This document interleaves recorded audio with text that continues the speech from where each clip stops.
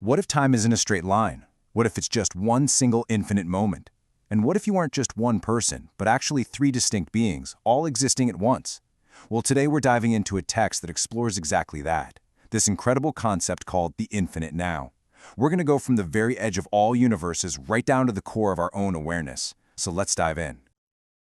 The source material we're looking at today really doesn't mess around. It starts us off at the very top of everything, in the highest sphere of all of the universes.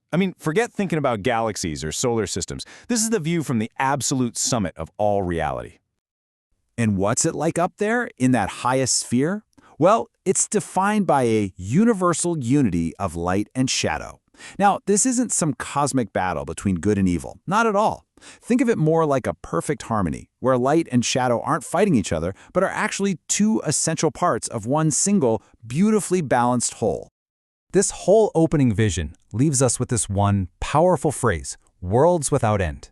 Now, on the surface, that sounds like it's talking about an infinite cosmos, right? But as we're about to find out, it's also hinting at the infinite worlds hidden deep inside each and every one of us. And that idea, well, that's the key to everything that follows. So, here's our game plan for this explainer. We'll kick things off with the infinite now, then take a look at how the universe is described as being in perfect balance. From there, we'll explore the idea of our own multidimensional self, break that down into what the text calls 3 levels of being, and wrap it all up by discovering the heavens within our very own consciousness. All right, let's get into our first big idea, the infinite now. According to this text, this isn't just some philosophical theory. No, it's described as the literal frontier of all universes. It's both the boundary line and the very substance of reality itself. So what is the infinite now, really? The text calls it the one holy instant. Try to think of it less like a minute or an hour, and more like one single frozen frame that contains everything, all of reality, past, present, and future, all existing at the exact same moment in a state of pure awareness. It's a state of being that's completely beyond the tick-tock of any clock. And just look at the words used to describe this state. Total light, total energy, total now. These aren't partial conditions, they're absolutes. It's a state of complete and utter presence. But honestly, the most radical idea here might be that last one. It's a place where memory is not stored. Can you imagine that? Being completely free from your past, just a state of pure, unburdened existence? Okay, so if everything exists in this state of total now, you might be wondering, how does the universe even move? Well, the source suggests it maintains this perfect equilibrium, not through the cycles of destruction and creation we might think of, but through something else entirely. And to describe this unique kind of motion, the text actually invents a new word, ploding. So our universe isn't exploding outward like the Big Bang, and it's not imploding inward like a black hole. Instead, it plods, which is described as this gentle, constant, harmonious flow, where everything moves together in perfect oneness. It's a universe driven by connection, not by chaos. And that, of course, leads to the big question.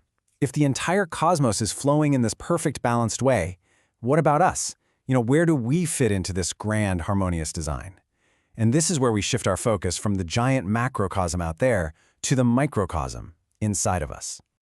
The source's answer is pretty mind-blowing. It says that we are a perfect mirror of that cosmic harmony. We aren't just simple, singular beings living out a single life. Nope. We are multidimensional, containing all these layers of complexity that actually reflect the universe itself. We are so much more than we appear.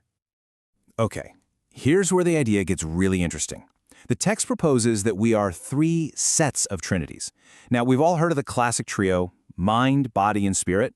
But what if we didn't just have one set of those? What if that exact same pattern repeated itself across 3 totally different levels of our being? So let's unpack that, right? What are these 3 layers of being?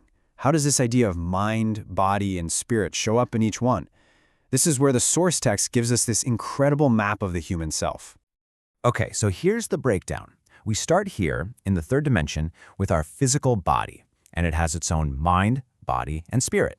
But then layered on top of that, in a realm called heaven, we have a whole other heavenly body, which also has its own complete trinity.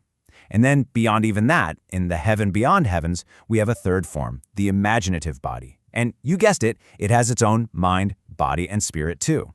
3 distinct beings all existing as one.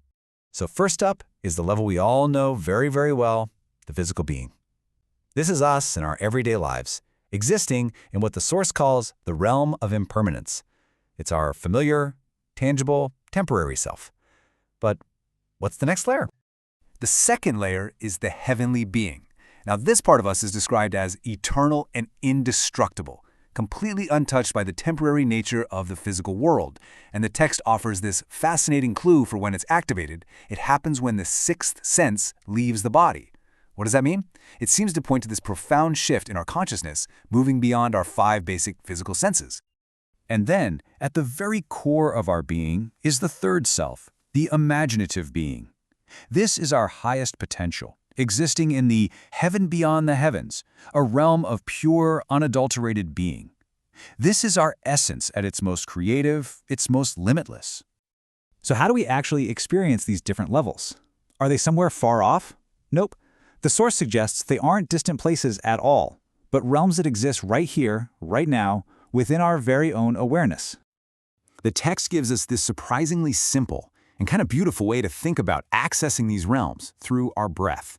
Our normal, everyday breathing corresponds to the third dimension. But as we enter a state of deep focus or meditation, what the text calls hyperfocus, our breathing naturally gets softer, and that signals a shift into contact with our eternal heavenly self. And that final level, the realm of pure being, it's reached in a state of profound stillness, marked by the softest of all breathing, connecting us to our boundless, imaginative body. So what's the big takeaway here? It's that we are not just our physical bodies. Our own awareness is the container for all 3 of these heavens. This means that right now, as you are the sum total of your physical, your heavenly, and your imaginative selves. You are a complete, nested, multidimensional system, all in a single body. And that brings us right back to where we started, with that opening phrase, worlds without end. After exploring all of this, it means something totally different now, doesn't it?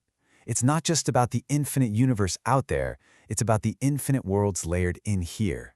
Which leaves us with a final thought to chew on. Maybe the greatest exploration isn't looking up at the stars, but looking within.